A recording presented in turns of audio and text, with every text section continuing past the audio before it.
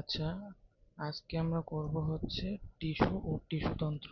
ঠিক আছে, উদ্ভিদের টিস্যু ও টিস্যুতন্ত্র। তাহলে টিস্যু বলতে কি বোঝো? টিস্যু হচ্ছে যে অনেকগুলো কোষ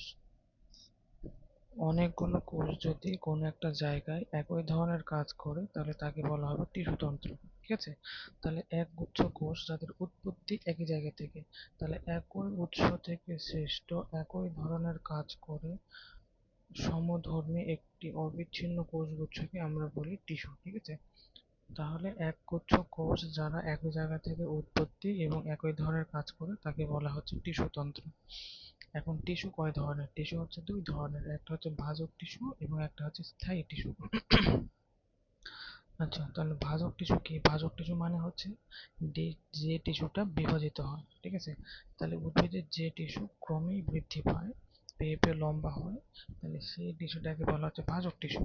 মানে কি, একটা উদ্ভিদ যে ছোট থেকে বড় হচ্ছে, তাহলে এর ভিতরে কোনো একটা কোষের পরিমাণ বাড়তে হচ্ছে, তাই না? একটা থেকে দুটা, দুটা থেকে চারটা হওয়া লাগবে, তাছাড়া কিভাবে উদ্ভিদটা বড় হচ্ছে? তাহলে যে কোষগুলো বিভাজিত হয় নিয়মিত তাকে বলা হচ্ছে ভাজক টিস্যু। এখন এগুলো হচ্ছে ভাজক টিস্যু। ঠিক আছে, এখন একটা ভাজক টিস্যুর বৈশিষ্ট্য কি? ভাজক টিস্যুর কোষগুলো কি হবে? জীবিত হবে। অপেক্ষাকৃত কোষগুলো অনেক ছোট হবে এবং সমবেশী হবে, মানে প্রত্যেকটা কোষের ব্যাস সমান হবে। ঠিক আছে, আর ভাজক টিস্যুর কোষগুলো সর্বজয় বিভাজন ক্ষমতা সম্পন্ন হবে। এবং ভাজক টিস্যুগুলো কেমন হবে দেখতে? আয়তাকার, ডিম্বাকার, পঞ্চভুজাকার এমন দেখতে হবে। ভাজক টিস্যুর কোষগুলো সেলুলোজ নির্মিত কোষ প্রাচীর থাকবে, মানে এই যে প্রাচীরগুলো আছে কোষের প্রাচীর, এগুলো সেলুলোজ নির্মিত হবে।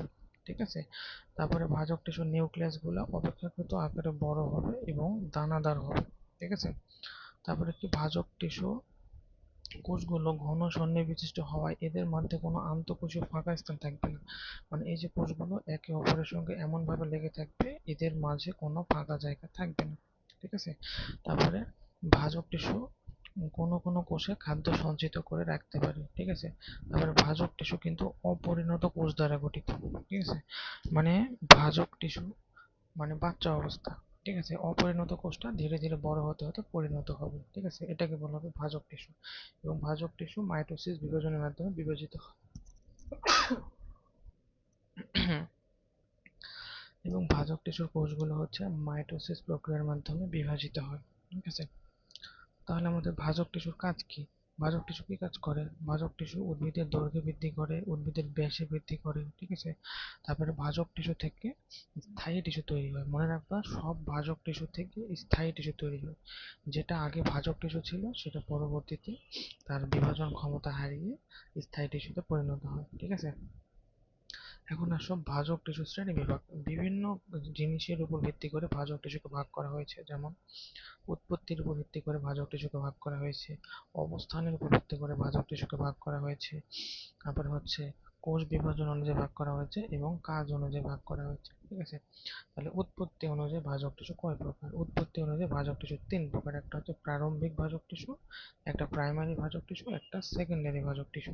ঠিক আছে, তাহলে প্রারম্ভিক ভাজক টিস্যু কাকে বলে? প্রারম্ভিক ভাজক টিস্যু বলতে বোঝায় একেবারে একটা, মনে করো তুমি একটা সিমের চারা বা বীজ লাগালে ওই সিমের বীজের থেকে প্রথম যে সিমের কাণ্ডটা বের হবে সেটা হচ্ছে তোমার প্রারম্ভিক ভাজক টিস্যু। ঠিক আছে, তাহলে মূল বা কাণ্ডের অগ্রভাগের শীর্ষদেশে যে একটি ক্ষুদ্র অঞ্চল রয়েছে যেখান থেকে পরবর্তীতে প্রাইমারি ভাজক টিস্যুর উৎপত্তি হয় সেটাকে বলা হচ্ছে প্রারম্ভিক ভাজক টিস্যু।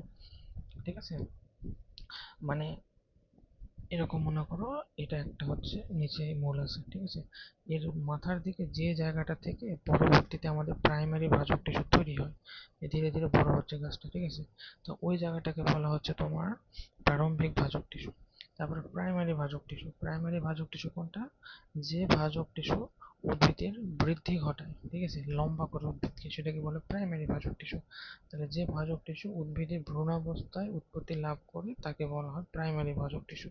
মানে উদ্ভিদ একটা ভ্রূণ অবস্থায় থাকাকালীন যে ভাজক টিস্যুটা তৈরি হয় তাকে বলা হচ্ছে প্রাইমারি ভাজক টিস্যু, এবং এই প্রাইমারি ভাজক টিস্যুটা উদ্ভিদকে দৈর্ঘ্যে বৃদ্ধি করে।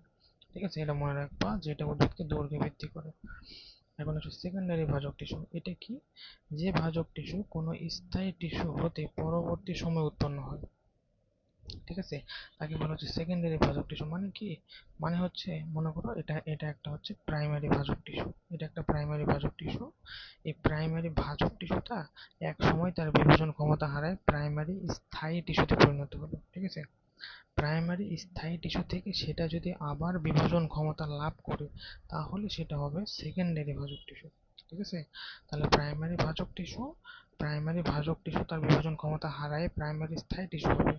আবার কখনো যদি তার ভিতরে আবার বিভাজন ক্ষমতা চলে আসে, তাহলে প্রাইমারি স্থায়ী টিস্যু থেকে যদি আবার বিভাজন ক্ষমতা চলে আসে তাহলে সেটাকে বলা হবে সেকেন্ডারি ভাজক টিস্যু। ঠিক আছে, বুঝতে পারছো? যেমন হচ্ছে কর্ক ক্যাম্বিয়াম, ক্যাম্বিয়াম বা ইন্টারফেসিকুলার ক্যাম্বিয়াম। তার মনে রাখবা ক্যাম্বিয়াম মানে হচ্ছে সেকেন্ডারি ভাজক টিস্যু। ঠিক আছে, ক্যাম্বিয়াম মানে হচ্ছে সেকেন্ডারি ভাজক টিস্যু। এখন আসো অবস্থান অনুযায়ী কি, শীর্ষক, তারপরে ইন্টারক্যালাটেড আর হচ্ছে পার্শ্ব। ঠিক আছে, শীর্ষক, ইন্টারক্যালাটেড আর হচ্ছে পার্শ্ব। শীর্ষক বলতে বোঝায় যেটা একবারে গাছের উপরে অবস্থান করে। ঠিক আছে, মূল, কাণ্ড ও এদের শাখা প্রশাখার শীর্ষে যেটা অবস্থান করে তাকে বলে শীর্ষক ভাজক টিস্যু। ঠিক আছে, তাহলে শীর্ষক ভাজক টিস্যুটাই হচ্ছে প্রাইমারি ভাজক টিস্যু।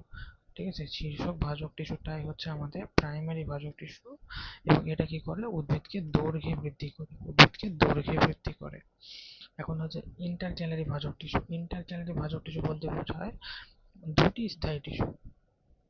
ঠিক আছে, মানে মনে করো এটা একটা স্থায়ী টিস্যু, এটা একটা স্থায়ী টিস্যু, এই দুটো স্থায়ী টিস্যুর মাঝখানে এই যে একটা ভাজক টিস্যু, এটাকে বলা হয় ইন্টারক্যালারি। মানে দুইটা ভাজক স্থায়ী টিস্যুর মাঝখানে যে ভাজক টিস্যু তাকে বলা হচ্ছে ইন্টারক্যালারি ভাজক টিস্যু। ঠিক আছে, এটা হচ্ছে ইন্টারক্যালারি ভাজক টিস্যু, দুইটা স্থায়ী টিস্যুর মাঝখানে যেটা থাকবে। যেমন হচ্ছে কি ঘাস জাতীয় উদ্ভিদ, পাইন, হর্সটেল প্রভৃতির পত্রমূল। ঠিক আছে, এবং মধ্যপর্বের গোড়ায় এবং পর্বসন্ধিতে ফুলের বোটায় এই ইন্টারক্যালারি ভাজক টিস্যু পেয়ে থাকি। তাহলে ইন্টারক্যালারি ভাজক টিস্যু কোথায় পাওয়া যায় এটা একটু পড়ে নিবা। ঠিক আছে, তারপরে আসো হচ্ছে তোমার ল্যাটেরাল মেরিস্টেম। ল্যাটেরাল মেরিস্টেম বলতে বোঝায় এরা হচ্ছে সেকেন্ডারি ভাজক টিস্যু। মানে যারা পার্শ্বে অবস্থান করে, এখানে অবস্থান করে উদ্ভিদটাকে প্রস্থে বাড়াবে। ঠিক আছে, উদ্ভিদটাকে অনেক মোটা করবে, তাদেরকে বলা হয় পার্শ্বীয় ভাজক টিস্যু। ঠিক আছে, তাহলে পার্শ্বীয় ভাজক টিস্যুই হচ্ছে আমাদের সেকেন্ডারি ভাজক টিস্যু। ওকে, তাহলে শীর্ষ ভাজক টিস্যু যেটা সেটাই হচ্ছে আমাদের প্রাইমারি ভাজক টিস্যু। সেকেন্ডারি ভাজক টিস্যু যেটা যেটা হচ্ছে আমাদের পার্শ্বীয়, যেটা সেটাই হচ্ছে আমাদের সেকেন্ডারি ভাজক টিস্যু। আর ইন্টারক্যালারি যেটা সেটা হচ্ছে দুইটা স্থায়ী টিস্যুর মাঝখানে থাকে। এতে উদাহরণটা পড়বা। ঠিক আছে, ইন্টারফেসিকুলার ক্যাম্বিয়াম, কর্ক ক্যাম্বিয়াম প্রভৃতি ভাজক টিস্যু এর উদাহরণগুলো কিন্তু লাগবে। যে ল্যাটেরাল মেরিস্টেমের উদাহরণ কি, শীর্ষ মেরিস্টেমের উদাহরণ কি, ইন্টারক্যালারির উদাহরণ কি, এগুলো লাগবে। ঠিক আছে, এই দুটার পার্থক্য একটু পড়ে নিবা। এখন কোষ বিভাজন অনুযায়ী, ঠিক আছে, মানে কে কোন দিকে বিভাজিত হচ্ছে। মনে করো এটা একটা কোষ, এখন এই কোষটা কি উপরের দিকে বিভাজিত হচ্ছে, নাকি পার্শ্বের দিকে বিভাজিত হচ্ছে, নাকি চারিদিকে বিভাজিত হচ্ছে, এটার উপর ভিত্তি করে এই বিভাজন অনুযায়ী আমাদের তিন ভাগে ভাগ করা হচ্ছে। একটা হচ্ছে মাস, প্লেট আর হচ্ছে রিব। ঠিক আছে, মাস, প্লেট আর রিব, মানে কোষটা তোমার কোন দিকে বিভাজিত হচ্ছে এটার উপর ভাগ করা হয়েছে তিনটা ভাগে, মাস, প্লেট আর রিব।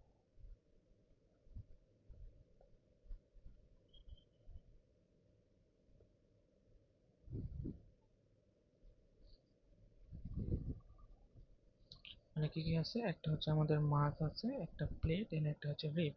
তাহলে মাছ ভাজক টিস্যু বলতে বোঝায় কি, এটা সব তলে মাছ মানে ম্যাসিভ বিভাজন হচ্ছে। ঠিক আছে, মানে অনেক বেশি বিভাজন হচ্ছে, এটাকে বলা হচ্ছে মাছ বিভাজন। ঠিক আছে, মানে যে বিভাজনটা সব তলে হয়ে থাকে, মানে উপরে বিভাজন হচ্ছে, এইদিকে বিভাজন হচ্ছে, এইদিকে বিভাজন হচ্ছে, এইদিকে বিভাজন হচ্ছে, নিচে উপরে ডানে বামে সব দিকে বিভাজন হচ্ছে, তাকে বলা হচ্ছে মাছ ভাজক টিস্যু। যেমন এর উদাহরণ কি, যেমন হচ্ছে বর্ধনশীল ভ্রূণ, রেণুথলি, এন্ডোস্পোর, এন্ডোস্পার্ম, মজ্জা, কর্টেক্স, এগুলো হচ্ছে মাছ ভাজক টিস্যু। আচ্ছা, প্লেট ভাজক টিস্যু। প্লেট ভাজক টিস্যু মানে কি, একটা প্লেটের কয়টা তল থাকে, দুইটা থাকে না, এদিকে একটা এদিকে একটা। ঠিক আছে, তাহলে যে ভাজক টিস্যুর কোষ মাত্র দুইটি তলে বিভাজিত হয়, ফলে কোষগুলো প্লেটের মতো সজ্জিত থাকে, তাকে বলা হয় প্লেট ভাজক টিস্যু। যেমন কি পাতা আর হচ্ছে বর্ধিষ্ণু বৃত্ত। আর এটা হচ্ছে রিব ভাজক টিস্যু। রিব ভাজক টিস্যু বলতে বোঝায় এটা মাত্র একটি তলে বিভাজিত হয়, মানে জাস্ট একদিকে বিভাজিত হবে, এরকম একদিকে বিভাজিত হবে। ঠিক আছে, উপর দিকে আর হবে না, এদিকে আর হবে না, জাস্ট একদিকে বিভাজিত হবে, তাহলে সেটাকে বলা হচ্ছে রিব ভাজক টিস্যু। যে ভাজক টিস্যু কোষগুলো একটি তলে বিভাজিত হয়, ফলে কোষগুলো রৈখিক সজ্জাক্রমে এক সারিতে সজ্জিত থাকে। যে রৈখিকভাবে একটা সারিতে থাকবে তাকে বলা হবে রিব ভাজক টিস্যু।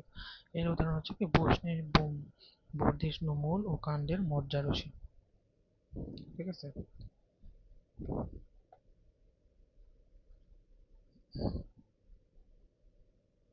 আচ্ছা, এখন আসো এদের কাজ অনুযায়ী এদের কি ভাগে ভাগ করা হয়েছে।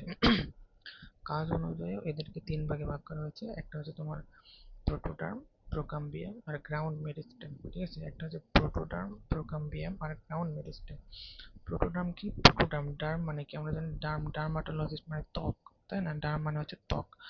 তাহলে যে ভাজক টিস্যু উদ্ভিদে ত্বক সৃষ্টি করে তাকে বলা হচ্ছে প্রোটোটার্ম। ঠিক আছে, যেমন মূল, কাণ্ড ও এদের শাখা প্রশাখা ত্বক, মানে উদ্ভিদের যে কোনো কিছুর ত্বক তৈরি করবে, হয় মূলের ত্বক নয় কাণ্ডের ত্বক, তাকে বলা হচ্ছে প্রোকাম্বিয়াম, প্রোটোটার্ম। প্রোকাম্বিয়াম বলতে কি বলো? প্রোকাম্বিয়াম বলতে বোঝায় যেটা উদ্ভিদের ভাস্কুলার সাপ্লাই তৈরি করে। ঠিক আছে, মানে যার মাধ্যমে উদ্ভিদের খাবার যায়। ঠিক আছে, যেমন জাইলেম আর ফ্লোয়েমের মাধ্যমে কিন্তু উদ্ভিদের খাবার যাওয়া আসা করে। ঠিক আছে, বা পানি বা হচ্ছে বিভিন্ন পুষ্টি জাতীয় দ্রব্য যাওয়া আসা করে জাইলেম আর ফ্লোয়েমের মাধ্যমে। তো এই যে ভাস্কুলার সাপ্লাই যেটা তৈরি করে তাকে বলা হচ্ছে প্রোক্যাম্বিয়াম। ঠিক আছে, জাইলেমের মাধ্যমে কি হয়, উদ্ভিদের মূল থেকে পাতাতে যায় হচ্ছে আমাদের পানি। আর ফ্লোয়েমের মাধ্যমে কি হয়, পাতাতে যে খাদ্য তৈরি হয় সেই খাদ্যটা উদ্ভিদের অন্যান্য শাখা প্রশাখার দিকে চলে যায় ফ্লোয়েমের মাধ্যমে। ঠিক আছে, এটাকে বলা হয় ভাস্কুলার বান্ডেল। এই জাইলেম আর ফ্লোয়েমকে বলা হয় উদ্ভিদের ভাস্কুলার বান্ডেল, এটা তৈরি করে প্রোকাম্বিয়াম। আর গ্রাউন্ড মেরিস্টেম বলতে বোঝায়, মনে করি এটা ত্বক, এটা হলো ত্বক। ঠিক আছে, এই বাইরেটা হচ্ছে ত্বক, এটা কে তৈরি করলো? এটা তৈরি করলো হচ্ছে তোমার প্রোটোডার্ম। আর এই ভিতরে হচ্ছে আমাদের ভাস্কুলার বান্ডেল, এদিক দিয়ে আমাদের জাইলেম ফ্লোয়েম আছে। এই দুটা জিনিস বাদ দিয়ে এই এই জায়গাটুকুতে যেটুকু জিনিস আছে, এই জায়গাটুকুতে যা আছে এটাকে বলা হচ্ছে গ্রাউন্ড মেরিস্টেম। ঠিক আছে, তাহলে আমাদের ত্বক আর ভিতরের দিকে ভেসেল, এই দুটাকে বাদ দিয়ে এর মাঝখানে যা থাকে এটাকে বলা হচ্ছে গ্রাউন্ড মেরিস্টেম। ঠিক আছে, তাহলে শীর্ষক ভাজক টিস্যুর যে অংশ বারবার বিভাজিত হয়ে উদ্ভিদের দেহের মূল ভিত্তি তথা কর্টেক্স, মজ্জারসি তৈরি করে তাকে বলা হচ্ছে গ্রাউন্ড মেরিস্টেম। মানে উদ্ভিদের বডিটাকে এটা হচ্ছে দৃঢ়তা দান করে, তাকে বলা হচ্ছে গ্রাউন্ড মেরিস্টেম।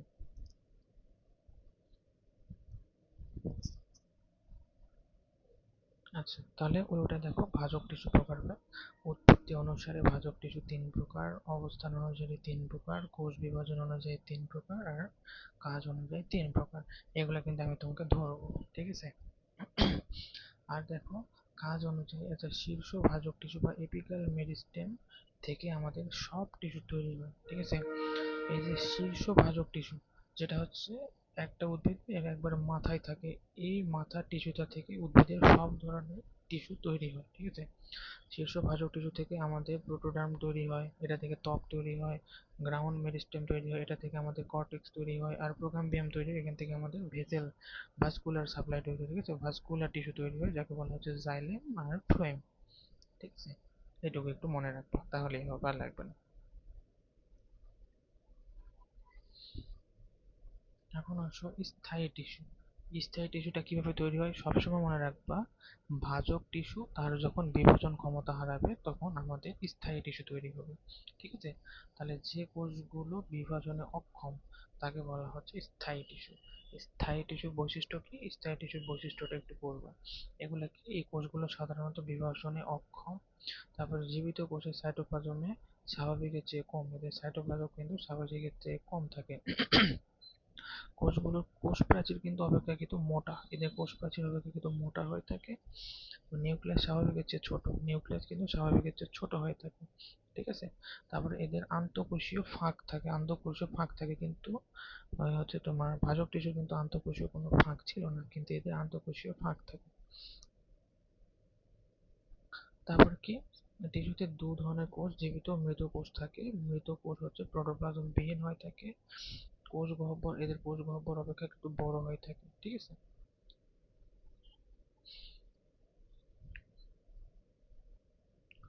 আচ্ছা, তাহলে স্থায়ী টিস্যু শ্রেণী বিভাগ। স্থায়ী টিস্যু হচ্ছে আমাদের তিন ধরনের, একটা হচ্ছে তোমার সরল টিস্যু, একটা জটিল টিস্যু আর একটা হচ্ছে তোমার নিঃস্রাবী টিস্যু। স্থায়ী টিস্যু হচ্ছে তিন ধরনের, একটা হচ্ছে সরল টিস্যু, একটা জটিল টিস্যু, একটা নিঃস্রাবী টিস্যু। ঠিক আছে, তাহলে সরল টিস্যুর মধ্যে কি আছে? সরল টিস্যুর মধ্যে আছে প্যারেনকাইমা, কোলেনকাইমা আর স্ক্লেরেনকাইমা। ঠিক আছে, তাহলে জটিল টিস্যু হচ্ছে তিন ভাগে বিভক্ত, একটা হচ্ছে তোমার সরল টিস্যু, একটা হচ্ছে জটিল টিস্যু আর একটা হচ্ছে মানে স্থায়ী টিস্যু হচ্ছে তিন ভাগে বিভক্ত, একটা হচ্ছে সরল টিস্যু, একটা জটিল টিস্যু এবং একটা হচ্ছে নিঃস্রাবী টিস্যু। ঠিক আছে, তাহলে সরল টিস্যু যেটা আছে, সরল টিস্যুর মধ্যে কি আছে? Parenchyma, collenchyma, sclerenchyma. ঠিক আছে, জটিল টিস্যুর মধ্যে কি আছে? জটিল টিস্যুর মধ্যে আছে আমাদের জাইলেম আছে আর ফ্লোয়েম আছে। ঠিক আছে, জটিল টিস্যুর মধ্যে আছে হচ্ছে জাইলেম আর ফ্লেম। আর নিঃস্রাবী টিস্যু যেগুলা, এরা বিভিন্ন ধরনের আঠা ক্ষরণ করে। মানে আমরা দেখি না, একটা গাছের যদি আমরা পাশে কেটে ফেলি তাহলে সেখান থেকে আঠা ক্ষরণ হয়, ওই আঠাটা হচ্ছে এই নিঃস্রাবী টিস্যু। ঠিক আছে, গাছ থেকে যে আঠা বের হয় সেটা হচ্ছে নিঃস্রাবী টিস্যু। এর মধ্যে কি আছে? তরুক্ষয়ী টিস্যু আর গ্রন্থি টিস্যু। ঠিক আছে, তাহলে স্থায়ী টিস্যু শ্রেণী বিভাগ। স্থায়ী টিস্যুর মধ্যে সরল টিস্যু, জটিল টিস্যু আর নিঃস্রাবী টিস্যু। সরল টিস্যু প্যারেনকাইমা, কোলেনকাইমা, স্ক্লেরেনকাইমা, জটিল টিস্যু জাইলেম আর ফ্লোয়েম। আর নিঃস্রাবী টিস্যুর মধ্যে আছে তরুক্ষীয় আর হচ্ছে গ্রন্থি। ঠিক আছে, এটা একটু পড়ে নিবা।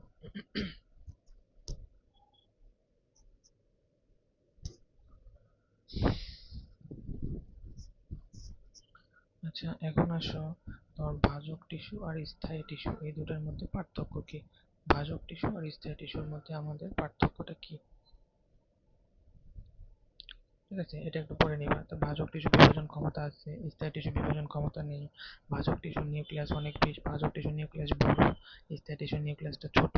তারপর হচ্ছে কি, ভাজক টিস্যুর মধ্যে কোনো আন্তঃকোষীয় ফাঁকা জায়গা থাকে না, স্থায়ী টিস্যুর মধ্যে থাকে। তারপর ভাজক টিস্যুর সাইটোপ্লাজম কম থাকে, স্থায়ী টিস্যুর সাইটোপ্লাজম বেশি থাকে। ঠিক আছে, তারপরে ভাজক টিস্যু সাধারণত বৃদ্ধি সাধন হয়, স্থায়ী টিস্যু বৃদ্ধি সাধন হয় না। এই জিনিসগুলো একটু পড়ে দিবা। ঠিক আছে, সরল টিস্যু আর জটিল টিস্যুর মধ্যে পার্থক্য কি, এটা একটু পড়বা। ঠিক আছে, সরল টিস্যু মানে এখানে একই ধরনের কোষ থাকে। ঠিক আছে, সরল টিস্যু মানে এই টিস্যুর মধ্যে যতগুলা কোষ থাকে সবগুলা একই জায়গা থেকে তৈরি এবং তারা একই কাজ করে। কিন্তু জটিল টিস্যু বলতে বোঝায় এখানে বিভিন্ন ধরনের কোষ থাকে। মনে করে একটা টিস্যু উদ্ভিদকে বড় করবে, তো আর একটা টিস্যু উদ্ভিদের খাবার তৈরি করতেছে, তো আর একটা টিস্যু উদ্ভিদে পানি পরিবহন করতেছে। একটা টিস্যুর ভিতরেই বিভিন্ন ধরনের কোষ বিভিন্ন কাজ করে, তাহলে তাকে বলা হবে জটিল টিস্যু। ঠিক আছে, তো এটা একটু রিডিং করে নিব। তাহলে জটিল টিস্যুর মধ্যে আছে হচ্ছে তোমার জাইলেম আছে, ফ্লোয়েম আছে। আর সরল টিস্যুর মধ্যে আছে প্যারেনকাইমা, কোলেনকাইমা, স্ক্লেরেনকাইমা। ঠিক আছে, এই। এখন আসো উদ্ভিদের টিস্যুতন্ত্র। ঠিক আছে, তাহলে উদ্ভিদের বডিতে আমাদের কি কি ধরনের টিস্যু থাকে? আচ্ছা, খাদ্য তৈরিতে মেসোফিল টিস্যু, খাদ্য পরিবহনে ভাস্কুলার টিস্যু, খাদ্য সঞ্চয়ে প্যারেনকাইমা টিস্যু বিশেষ ভূমিকা পালন করে। এই লাইনটা কিন্তু খুব ইম্পর্টেন্ট। তাহলে খাদ্য তৈরিতে হচ্ছে মেসোফিল টিস্যু, পাতায় পাতায় যে মেসোফিল থাকে, পাতার মেসোফিলের ভিতরে ক্লোরোফিল থাকে, সেই ক্লোরোফিল থেকে উদ্ভিদ খাদ্য তৈরি করে। ঠিক আছে, তাহলে মেসোফিল টিস্যু খাদ্য তৈরি করে। খাদ্য পরিবহন করে ভাস্কুলার টিস্যু, যেমন জাইলেম আর ফ্লোয়েম হচ্ছে ভাস্কুলার টিস্যু। আর খাদ্য সঞ্চয় করে হচ্ছে প্যারেনকাইমা টিস্যু। ঠিক আছে, স্থায়ী টিস্যু যেটা সরল স্থায়ী টিস্যু প্যারেনকাইমা, সেটা হচ্ছে খাদ্য সঞ্চয় করে থাকে। ঠিক আছে, এখন উদ্ভিদের টিস্যুতন্ত্রকে আমাদের তিনটে ভাগে ভাগ করা হয়েছে। একটা হচ্ছে এপিডার্মাল টিস্যুতন্ত্র, একটা হচ্ছে গ্রাউন্ড টিস্যুতন্ত্র, একটা হচ্ছে ভাস্কুলার টিস্যুতন্ত্র। ঠিক আছে, ওই আমি যেটা আগে বলছিলাম যে এপিডার্মাল মানে কি, বাইরের ত্বক তৈরি করবে। তাহলে এই টিস্যুতন্ত্র কি করবে? উদ্ভিদের বাইরের ত্বক তৈরি করবে। ঠিক আছে, যে কোনো জায়গায়, মনে করো মূলের ত্বক তৈরি করতে পারে, কাণ্ডের ত্বক তৈরি করতে পারে, যে কোনো জায়গার ত্বক তৈরি করবে হচ্ছে এপিডার্মাল টিস্যু। ঠিক আছে, তারপর হচ্ছে গ্রাউন্ড, তারপর হচ্ছে তোমার ভাস্কুলার টিস্যু। ভাস্কুলার টিস্যু কোথায় থাকে? একবারে মাঝখানে। ঠিক আছে, একবারে মাঝখানে বিভিন্ন জাইলেম আর ফ্লোয়েম হিসেবে আমাদের ভাস্কুলার টিস্যু একবারে মাঝখানে থাকে। ঠিক আছে, এই মাঝখান দিয়ে আমাদের বিভিন্ন খাবার বলো, ইলেকট্রোলাইট বলো, পানি বলো, এগুলো পরিবাহিত হয়। ঠিক আছে, এটা হলো ভাস্কুলার টিস্যু। আর এই যে তোমার ডার্মাল টিস্যু আর ভাস্কুলার টিস্যু, এর মাঝখানে যে ফাঁকা জায়গা, এই ফাঁকা জায়গাতে থাকে হচ্ছে আমাদের গ্রাউন্ড টিস্যু তন্ত্র। ঠিক আছে, এইটাকে বলা হচ্ছে কর্টেক্স। এই গ্রাউন্ড টিস্যু তন্ত্রকে বলা হচ্ছে আমাদের কর্টেক্স। ঠিক আছে, গ্রাউন্ড টিস্যু তন্ত্রকে কর্টেক্স বলা হয়।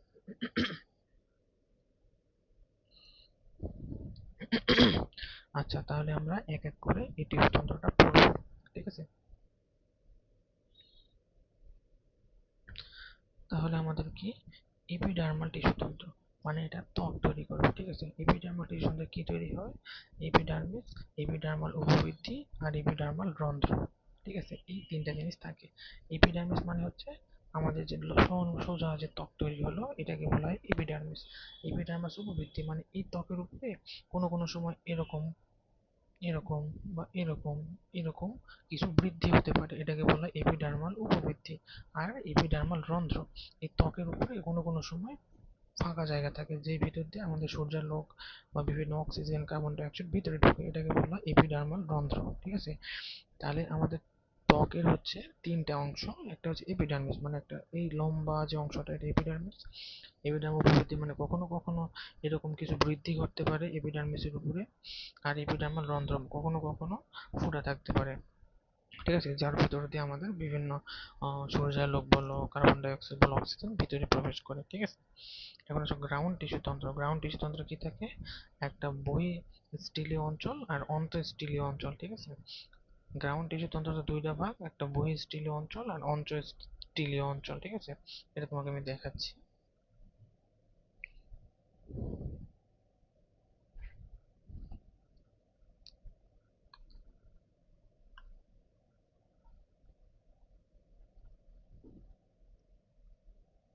আচ্ছা, এখানে তোমার দুইটা অঞ্চলে ভাগ করা থাকে, একটা হচ্ছে বহি স্টিলীয় অঞ্চল আর একটা হচ্ছে তোমার অন্তঃস্টিলীয় অঞ্চল, ঠিক আছে। মানে এই এই যে আবরণটা থাকে এই আবরণটা ভিতরে আর বাইরে, বাইরেকে বলা হয় বহিঃস্থলীয় অঞ্চল আর ভিতরে বলা হয় অন্তঃস্থলীয় অঞ্চল, ঠিক আছে। বা এটাকে বলা হয় পেরিসাইকেল বা পরিচক্র। বাইরেকে বলা হয় তোমার বহিঃস্থলীয় অঞ্চল আর পরিচক্রের ভিতরকে বলা হয় হচ্ছে তোমার অন্তঃস্থলীয় অঞ্চল। তো এই জিনিসগুলো আমরা পড়বো এক এক করে।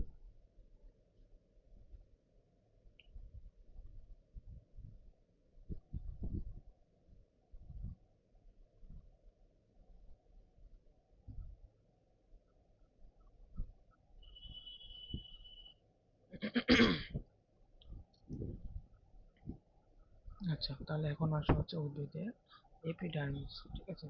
তাহলে এপিডার্মিস মানে কি? যে টিস্যু তন্ত্র উদ্ভিদের অঙ্গের বহির আবরণ তৈরি করে তাকে বলা হচ্ছে এপিডার্মিস, ঠিক আছে। তাহলে কাণ্ড ও পাতার ত্বক বা বহিরাবরণকে বলা হয় এপিডার্মিস এবং মূলের বহিরাবরণকে বলা হয় এপিব্লেমা, ঠিক আছে। এপিব্লেমা এটা মনে রাখবা। কাণ্ড বা ত্বকের এর আবরণকে বলা হয় এপিডার্মিস আর মূলের আবরণকে বলা হয় এপিব্লেমা, ঠিক আছে। প্রাথমিক শীর্ষক ভাজক টিস্যু থেকে এপিডার্মিসের উৎপত্তি হয়ে থাকে। প্রাথমিক শীর্ষক ভাজক টিস্যু থেকে এপিডার্মিসের উৎপত্তি। এখন আসো এর অংশ এপিডার্মিস, এর তিনটা অংশ, একটা হচ্ছে এপিডার্মিস, এপিডার্মাল উপবৃত্তি আর এটা হচ্ছে বিভিন্ন রন্ধ্র, ঠিক আছে। এপিডার্মাল উপবৃত্তি আর এটা হচ্ছে এপিডার্মাল রন্ধ্র, এই তিনটা জিনিস, ঠিক আছে।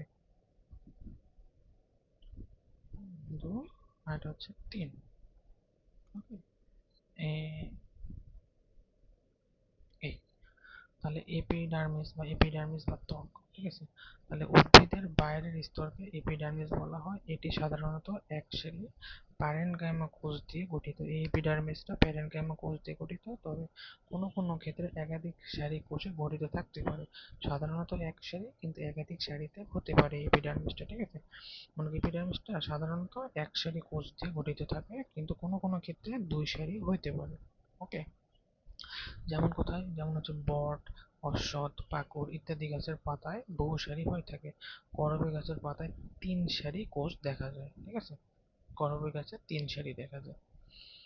এখন আসো রক্ষী কোষ।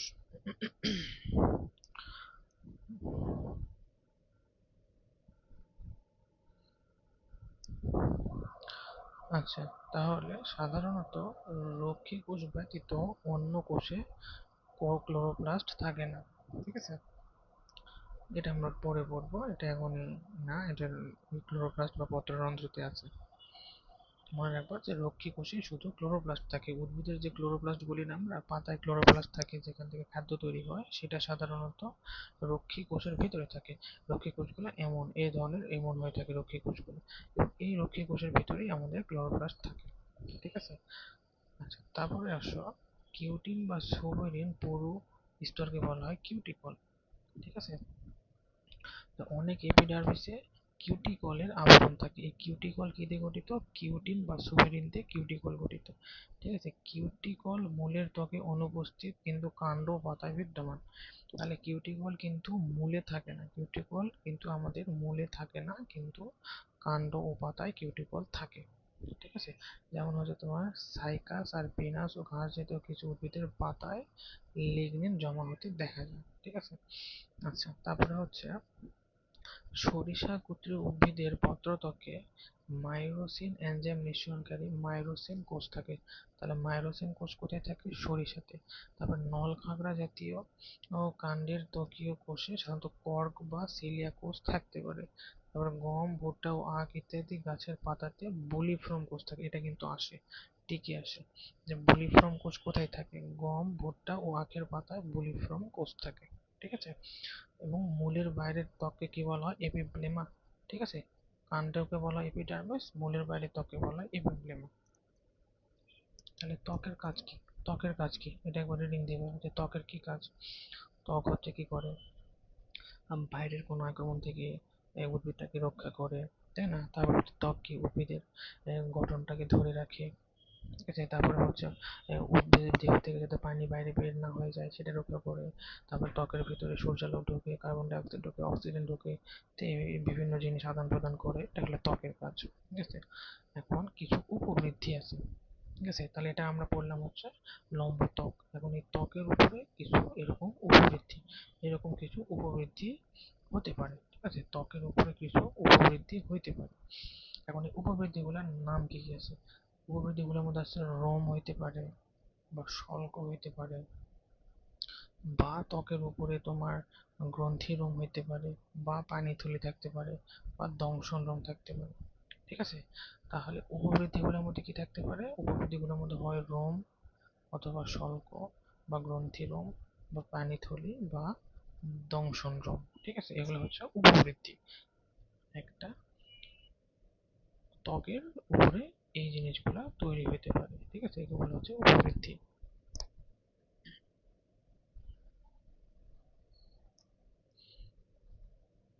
আচ্ছা, তাহলে রোম, রোম বা ট্রাইকম। তাহলে রোম কি? এরা এককোষী ও বহুকোষী, সরল বা গুচ্ছাকারে থাকতে পারে। মূল রোম ত্বকের এককোষী উপাঙ্গ এবং সর্বপ্রত্যেক কিউটিকল বিবর্জিত। ঠিক আছে, মূল রোমে কিন্তু কখনো কিউটিকল থাকে না, কিউটিকল শুধু কাণ্ডে থাকে। ঠিক আছে, কিউটিকল শুধু কাণ্ডে থাকে। এবং কাণ্ড রোম সাধারণত বহুকোষী এবং সর্বদা কিউটিকল যুক্ত হয়ে থাকে। তাহলে রোম যেটা, যে রোমটা আমাদের মূলে হবে সেই রোমে কোনো কিউটিকল থাকবে না, কিন্তু যে রোমটা কাণ্ডে হবে সেই রোমে সর্বদা কিউটিকল থাকবে। ঠিক আছে, এখন আছে শল্ক। শল্ক কি? পাতলা ঝিত্রি সদৃশ বিশেষ ধরনের রোমকে বলা হয় শল্ক। তাহলে রোমটা যদি অনেক পাতলা হয় এবং ঝিল্লির মতো দেখতে হয় তাহলে সেটাকে বলা হবে শল্ক। ঠিক আছে, এরা কি করে? প্রসাধনের হার কমায়। আর গ্রন্থিরোম, গ্রন্থিরোমটা কি? বিশেষ ধরনের বহুকোষী ট্রাইক্রমকে বলা হয় গ্রন্থিরোম। বহুকোষী ট্রাইক্রম, বিশেষ ধরনের বহুকোষী রোম বা ট্রাইকম। ট্রাইকম মানে কিন্তু রোম। ঠিক আছে, ট্রাইকম মানে হচ্ছে রোম। তাহলে বিশেষ ধরনের বহুকোষী ট্রাইকমকে বলা হয় কোলেটার্স বা গ্রন্থিরোম। ঠিক আছে, আসে হচ্ছে পানিথলি। পানিথলি তাহলে কোথায় থাকে? বরফ উদ্ভিদ নামে এক ধরনের উদ্ভিদ আছে যাদের ভিতরে পানিথলি থাকে। আর হচ্ছে দংশন রোম। কিছু কিছু রোম আছে, কিছু কিছু উদ্ভিদের এই রোমটা তারা ব্যবহার করে শিকার করে থাকে, এটাকে বলা হয় দংশন রোম। ঠিক আছে, তাহলে কার কার দংশন রোম থাকে? বিচুটি, তারপরে আলকুশি এবং অগ্নিচুতরা ইত্যাদি উদ্ভিদের দংশন রোম থাকে। ঠিক আছে, এটা একটু পড়বো। এখন আসো এপিডার্মাল রন্ধ্র। এপিডার্মাল রন্ধ্রটা হচ্ছে আমাদের দুই ধরনের, একটা হচ্ছে পত্ররন্ধ্র, একটা হচ্ছে পানিরন্ধ্র বা হাইডাটন। ঠিক আছে, একটা হচ্ছে স্টোমাটা এন্ড একটা হচ্ছে হাইডাটন। ঠিক আছে,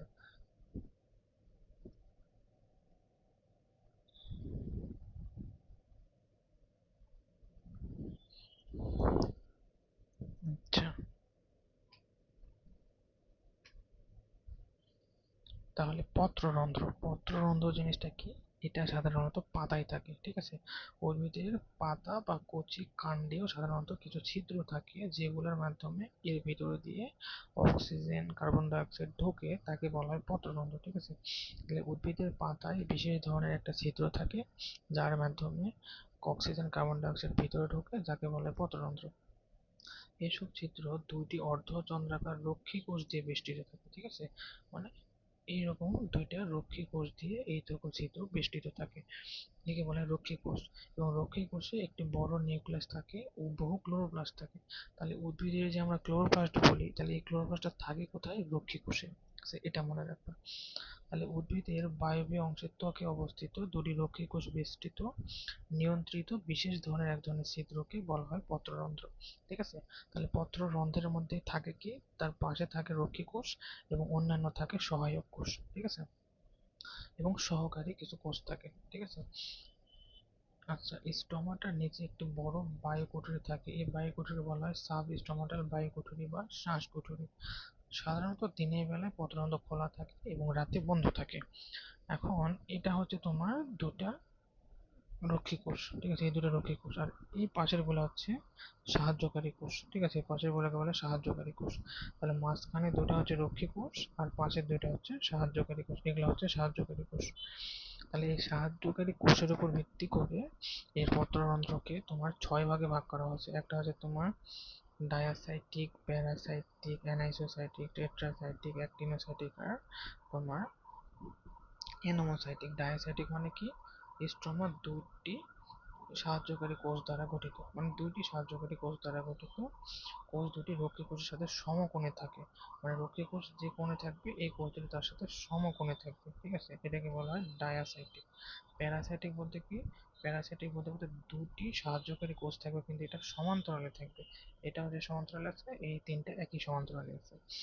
অ্যানাইসোসাইটিক বলতে বলতে তিনটি রক্ষী কোষ থাকবে এবং তাদের মধ্যে একটি ছোট কোষ থাকবে, ঠিক আছে? তো টেট্রা মানে হচ্ছে চারটি সাহায্যকারী কোষ থাকবে। অ্যানাইসোসাইটিক মানে অনেকগুলো কোষ থাকবে, এগুলোকে সাধারণত আমরা আলাদা করতে পারবো না, অ্যানাইসোসাইটিক, ঠিক আছে? স্টোমা অনেকগুলো রেডিয়ালি লম্বা কোষে পরিবেষ্টিত থাকে। আর অ্যানোমোসাইটিক, স্টোমাতে পরিবেষ্টনকারী কোষগুলো সাধারণত ত্বকীয় কোষ থেকে পৃথকযোগ্য না, তাহলে যেটা আমরা আলাদা করতে পারবো না তাকে বলা হয় অ্যানোমোসাইটিক, ঠিক আছে? তো এতদূর পর্যন্ত তুমি পড়ো।